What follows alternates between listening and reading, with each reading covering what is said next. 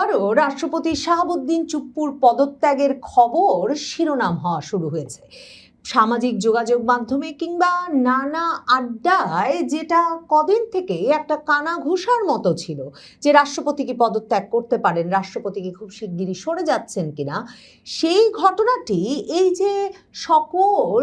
শীর্ষস্থানীয় মূলধারার সংবাদ মাধ্যমেও শিরোনাম হয়ে উঠতে পারলো। যেমন ধরেন, ইত্তেফাক শিরোনাম করেছে পদত্যাগ করছেন রাষ্ট্রপতি মোহাম্মদ শাহাবুদ্দিন। এরকম যে ঘটনা ঘটতে পারলো তার একটা বিশেষ কারণ হচ্ছে যে ফেসবুকে অত্যন্ত সক্রিয়, সামাজিক যোগাযোগ মাধ্যমে অত্যন্ত সক্রিয়, বাংলাদেশের রাজনীতি নিয়ে প্রতিদিনই নানা রকম পোস্ট দেওয়া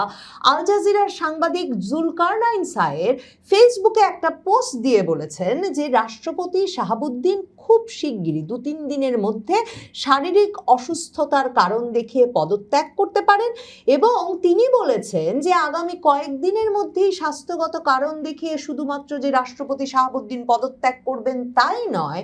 এই পদে বিএনপি তার দলীয় কোনো শীর্ষ নেতাকে ভাবছে না, বরং তাদের পছন্দের তালিকায় রয়েছেন বাংলাদেশের মন্ত্রী পরিষদ সচিব নাসিমুল গনি। এরকম করে কে রাষ্ট্রপতি হতে যাচ্ছেন এবং তাতে একটা বিস্ময়কর নাম উল্লেখ করে জুলকারনাইন সায়ের ওই পোস্ট দেওয়ার পর সকল বাঁধ ভেঙে যায় এবং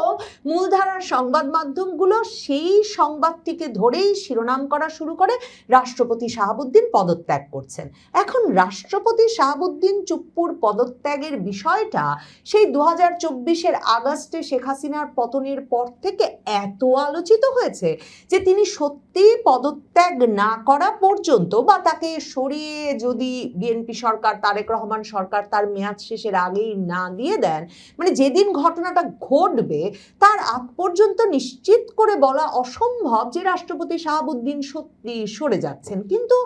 এমন একটা সময় এরকম একটা খবর কেন ছড়ানো হলো, কেন জুলকারনাইন সায়ের এরকম একটা পোস্ট দিলেন? রাষ্ট্রপতি শাহাবুদ্দিন চুপ্পু কিন্তু নির্বাচনের আগে গত ডিসেম্বরেই রয়টার্সকে একটা সাক্ষাৎকার দিয়ে বলে রেখেছিলেন যে নির্বাচনের পর তিনি পদত্যাগ করতে প্রস্তুত, তিনি শুধুমাত্র সাংবিধানিক ধারাবাহিকতা যাতে বাংলাদেশে বজায় থাকে সে কারণেই পদে ছিলেন, কাজে নির্বাচিত সরকার যদি মনে করে তাহলে তিনি পদত্যাগ করে সরে যাবেন। এবং নির্বাচনের পরপর তিনি বঙ্গভবনে কালের কণ্ঠ পত্রিকার সাংবাদিককে ডেকে একটা একান্ত সাক্ষাৎকার দেন এবং সেখানে তিনি মন খুলে বলেন যে যখন 2024-এর অক্টোবরে হাসনাতরা নানা রকম মঞ্চ, প্ল্যাটফর্ম, ঐক্য গড়ে বঙ্গভবন ঘেরাও করে ফেলেছিল এবং 48 ঘন্টার মধ্যে শাহাবুদ্দিন চুপ্পুর পদত্যাগের আলটিমেটাম দিয়েছিল, তখন থেকে শুরু করে পুরো সময়ের যত সংকট, সেই সংকটে সবসময় তিনি বিএনপিকে পাশে পেয়েছেন এবং সেই সাক্ষাৎকারে তিনি এসবও বলেন যে তারেক রহমানকে তার ওই সংকটকালীন সময়টায়, মানে 2024-এর আগস্টে শেখ হাসিনার পতনের পর থেকে তারেক রহমান প্রধানমন্ত্রী হওয়া পর্যন্ত পুরো সময়কালে তাকে যে সাহস জুগিয়ে গেছেন তারেক রহমানকে রাষ্ট্রপতি শাহাবুদ্দিন চুপ্পুর খুব অমায়িক মানুষ বলে মনে হয়েছে, আন্তরিকতাপূর্ণ মানুষ বলে মনে হয়েছে। He was such a cordial person. এরকম মন্তব্য রাষ্ট্রপতি শাহাবুদ্দিন চুপ্পু করার পর অনেকেই ভাবছিলেন তিনি বোধহয় চাকরিটা পাকা করতে, বিএনপির সময়ও যাতে তার চাকরিটা থাকে সেজন্য এ ধরনের কৃতজ্ঞতাপূর্ণ কথা বলছেন। কিন্তু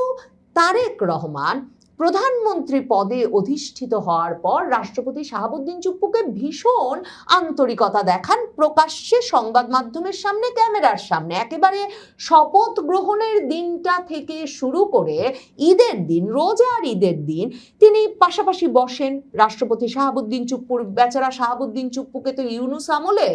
বঙ্গভবন থেকে বেরিয়ে নামাজ পড়তে দেওয়া হয় না ঈদের, কাজেই এই যে তাকে বের হতে দেওয়া হলো, জাতীয় ঈদগাতে আসতে দেওয়া হলো, প্রধানমন্ত্রীর পাশে বসতে দেওয়া হলো, সেটাই একটা বড় ধরনের শিরোনাম হওয়ার মতো ঘটনা ছিল বটে। তার উপর তারেক রহমান শুধু যে রাষ্ট্রপতি শাহাবুদ্দিন চুপ্পুকে পাশে বসতে দিলেন তাই নয়, রীতিমতো বুকে জড়িয়ে ধরে ঈদের কোলাকুলি করলেন। সেই ছবি যখন সংবাদ মাধ্যমে প্রধান ছবি হয়ে উঠল, তখনই এ কথা বুঝতে আর কারো বাকি থাকলো না যে রাষ্ট্রপতি শাহাবুদ্দিন চুপ্পুর চাকরিটা আপাতত বোধহয় স্থায়ী হয়েছে, তিনি বোধহয় কিছুদিন বিএনপি সরকারের আমলে থাকতে পারবেন। অনেকেই বলতে শুরু করলেন তারেক রহমান এই যে সংবিধান রক্ষা করে গেছেন শাহাবুদ্দিন চুপ্পু এবং নির্বাচন পর্যন্ত পৌঁছে দিতে পেরেছেন, কারণ 2024-25 তো অনেকবার এ আলাপ হয়েছে যে দেশ এতটা অস্থিতিশীল হয়ে পড়েছে তখন রাষ্ট্রপতি শাহাবুদ্দিন চুপ্পুর দেশের ওই ক্রান্তিকালে জরুরি অবস্থা জারি করার কথা ছিল কিনা। এমনকি এসব কথাও হচ্ছিল যে শেখ হাসিনা আমলের রাষ্ট্রপতি, শেখ হাসিনা আমলের সেনাপ্রধান আর ইউনূস সরকার যে ধরনের মববাজি সারা বাংলাদেশে ঘটতে দিচ্ছে, আইন শৃঙ্খলা পরিস্থিতির যে ভয়াবহ অবনতি হয়েছে, সেই পুরো পরিস্থিতি সামাল দিতে শেষ পর্যন্ত জরুরি অবস্থা জারি করে ফেলেন কিনা রাষ্ট্রপতি শাহাবুদ্দিন চুপ্পু। কিন্তু রাষ্ট্রপতি একরকমের নীরবে নিভৃতে বঙ্গভবনেই থাকছিলেন এবং তার পরবর্তী সাক্ষাৎকারে মনে হয়েছে বিএনপির সঙ্গে তারেক রহমানের সঙ্গে তার এতটাই ঘনিষ্ঠ যোগাযোগ ছিল যে তিনি কোনো ক্রমে নির্বাচনটা পর্যন্ত ঘটিয়ে দিয়ে তারেক রহমানের হাতে ক্ষমতা তুলে দেওয়ার জন্য পুরো পথটা পরিষ্কার করতে একরকমের সক্রিয় ভূমিকা পালন করেছেন এবং তারেক রহমানও তাকে হয়তো সেজন্যই নির্বাচনের পর এতটা ক্যামেরার সামনে প্রকাশ্যে আন্তরিকতা দেখাচ্ছেন, সৌজন্য দেখাচ্ছেন। যখন হাসনাত আব্দুল্লাহরা সংসদের প্রথম অধিবেশনেও কিন্তু রীতিমতো তেড়ে গিয়েছিলেন, রাষ্ট্রপতি যখন সংসদে বক্তৃতা দিতে দাঁড়িয়েছিলেন, রীতিমতো সৈয়দ মোহাম্মদ তাহেরের মতো জামায়াতের সিনিয়র নেতাকে কোনো মতে ঠেকাতে হয়েছে যাতে হাসনাত গিয়ে সত্যিই রাষ্ট্রপতিকে আঘাত করে বসতে না পারেন। এমন যখন পরিস্থিতি সংসদের বাইরে এনসিপি নেতৃবৃন্দ যখন রাষ্ট্রপতিকে পদত্যাগ করাতে হবে বিএনপির এসব আন্দোলন করছেন, তখন তারেক রহমান ছিলেন অবিচল এবং সত্যিকার অর্থেই রাষ্ট্রপতি যেমনটা বলেছেন তার প্রতি আন্তরিকতাপূর্ণ কর্ডিয়াল। কিন্তু কোরবানির ঈদ আসতে আসতে দেখা গেল তারেক রহমানের সঙ্গে প্রেসিডেন্টের একটা বড় দূরত্ব হয়ে গেছে এবং তার আগে প্রেসিডেন্ট লন্ডন ঘুরে এসেছেন। লন্ডনে তিনি কার কার সঙ্গে বৈঠক করেছেন, কত টাকা খরচ করে বাজার করেছেন, কত সফর সঙ্গী নিয়ে গেছেন, নানা জনে নানা কথা বলে যে নানা কারণেই নাকি তারেক রহমান কিছুটা ক্ষুব্ধ হয়ে উঠেছিলেন রাষ্ট্রপতি শাহাবুদ্দিন চুপ্পুর ওপর এবং তার প্রমাণ হিসেবে কোরবানির ঈদে আর প্রধানমন্ত্রীর পাশে ঠাঁই হয় নাই রাষ্ট্রপতি শাহাবুদ্দিন চুপ্পুর, তাকে বসতে হয় কয়েকজন পরে এবং রাষ্ট্রপতি আর প্রধানমন্ত্রীর কোলাকুলিরও সুযোগ মেলে না সেবার। এমনকি এই যে প্রধানমন্ত্রী চীন সফর করে এসেছেন, যেমনটা প্রথা, চীন মালয়েশিয়া সফরের পর তার বঙ্গভবনে গিয়ে রাষ্ট্রপতিকে ব্রিফ করার কথা ছিল তার বিদেশ সফর সম্পর্কে, সেগুলো করেন নাই যে শুধু তারেক রহমান, তাই নয়, বাজেট অধিবেশনের দিন শুরুতেই প্রথা অনুযায়ী রাষ্ট্রপতি অর্থ বিলে স্বাক্ষর করতে যান। বাজেট অধিবেশনে যখন বাজেট পেশ করা হয় প্রেসিডেন্ট বক্সে বসে সেই অধিবেশনটা শোনেন, আর প্রথা হচ্ছে প্রধানমন্ত্রী, সরকারি দলের শীর্ষ নেতৃবৃন্দ, স্পিকার, ডেপুটি স্পিকার তার সঙ্গে গিয়ে সংসদে দেখা করেন। কিন্তু রাষ্ট্রপতি একরকম নিভৃতে নিজ উদ্যোগে গেছেন অর্থ বিল স্বাক্ষর করতে, নিজে নিজে স্বাক্ষর করেছেন, প্রেসিডেন্ট বক্সে বসে থেকেছেন। প্রধানমন্ত্রী তারেক রহমান তো দূরের কথা, বিএনপির কোনো নেতা, স্পিকার, ডেপুটি স্পিকার কেউ একটা সালাম বিনিময় করতেও রাষ্ট্রপতির ধারে কাছে ঘেঁষেন নাই। সকলেই মনে করছিলেন যে বিএনপি নিশ্চয়ই ক্ষমতায় এসে আওয়ামী লীগ আমলের রাষ্ট্রপতি শাহাবুদ্দিন চুপ্পুকে সরিয়ে দেবে এবং মির্জা ফখরুল ইসলাম আলমগীরের প্রতি বিএনপিকে এতদিন ধরে সংঘবদ্ধ রাখা, সক্রিয় রাখা, সংগঠিত রাখা, এসব কৃতজ্ঞতায় একটা বড় পদে বসিয়ে পুরস্কৃত করার কথা ভাবছেন তারেক রহমান এবং তাই হয়তো মির্জা ফখরুল ইসলাম আলমগীরের কাছেই যাবে সে পদ। যুগান্তর সে সময় একটা প্রতিবেদন করেছিল কে হতে যাচ্ছেন রাষ্ট্রপতি, সেখানে তারা তখন বলেছিল যে মির্জা ফখরুল ইসলাম আলমগীর ছাড়াও দলের স্থায়ী কমিটির সদস্য ডক্টর খন্দকার মোশাররফ হোসেন, ডক্টর আব্দুল মঈন খান, নজরুল ইসলাম খান এরাও আছেন আলোচনায়, তবে সবচেয়ে জোরালোভাবে মির্জা ফখরুল ইসলাম আলমগীর এবং খন্দকার মোশাররফ হোসেনের কথা শোনা যাচ্ছে। অথচ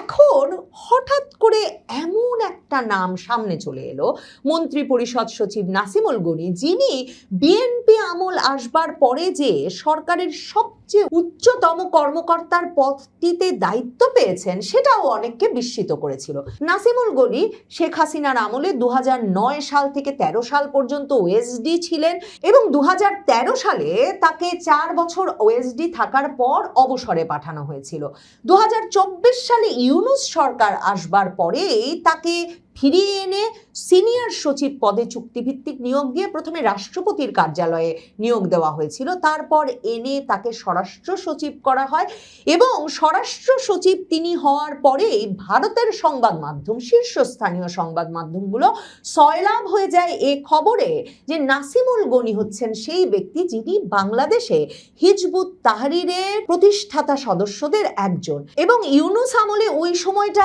এমন সময় যখন 2024-এর 5ই আগস্টে শেখ হাসিনা সরকারের পতনের পরপরই কালেমা লেখা কালো পতাকা নিয়ে হিজবুত তাহরিরের সদস্যরা প্রকাশ্যে বেরিয়ে এসেছেন। তারা নিষিদ্ধ ঘোষিত সংগঠন হলেও ঢাকা শহর সহ সারা বাংলাদেশে তাদের খেলাফত প্রতিষ্ঠার ডাক সহ পোস্টার দেয়ালে দেয়ালে শোভা পাচ্ছে। বিভিন্ন শিক্ষা প্রতিষ্ঠান থেকে হিজবুত তাহরিরের পতাকা নিয়ে মিছিল হচ্ছে এবং হিজবুত তাহরির রীতিমতো মার্চ ফর খেলাফতের ডাক দিচ্ছে ঢাকা শহরে। আর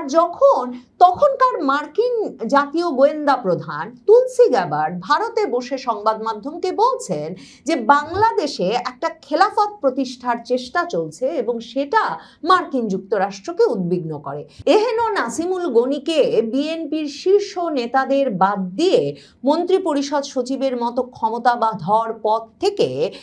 রাষ্ট্রপতি পদে নিয়োগের যে খবর এখন বেরিয়ে আসছে, সেটা